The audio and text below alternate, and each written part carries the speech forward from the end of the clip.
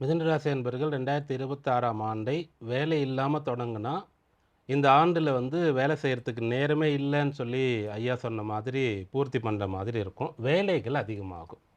பொறுப்புகள் அதிகமாகும். ஆல்ரெடி உங்களுக்கு நிறைய கமிட்மெண்ட் இருந்தாலும் கூட, இன்னும் ஆட் ஆன் ஆகும். கமிட்மெண்ட் ஜாஸ்தியாகும் உங்களுக்கு. கடமைகள் எல்லாம் செஞ்சு முடிக்கணுன்ற எண்ணங்கள் அதிகமாக இருக்கும். பெற்றோர் சார்ந்த விஷயங்கள், இப்போ நம்முடைய அம்மா அப்பா இந்த கோயில் குளங்களெல்லாம் கூட்டு போகணும் அப்படின்ற எண்ணம் வரும். பூர்வீகத்தில் ஒரு வீடு இருந்தால் அதை செப்பனிடணும், புதுப்பிக்கணுன்ற ஆசை இவங்களுக்கு வரும். இதுக்கு முன்னாடி ஒரு காலத்தில் அங்கே போய் நம்ம என்ன இதுக்கப்புறம் இருக்க போகிறோமா என்ன, வேஸ்ட்டாக தானே இருக்குது வித்துடலாம் அப்படின்ற மாதிரி இருந்தால் கூட, இப்போ மனமாற்றம் உண்டாகி அந்த சொத்தை இவங்க டெவலப் பண்ணுற ஒரு அம்சமானது இருக்கும். பிஸ்னஸ் பண்ணுறவங்களுக்கு ரொம்ப சிறந்த பலன்கள் கிடைக்கும். நல்ல நல்ல வேலையாட்கள் கிடைப்பாங்க. நிறைய மிஷினரிஸ் வாங்கி உங்களுடைய பிஸ்னஸை அப்படியே டபுள் ஆகக்கூடிய அளவுக்கு யோகமானது இருக்கிறது.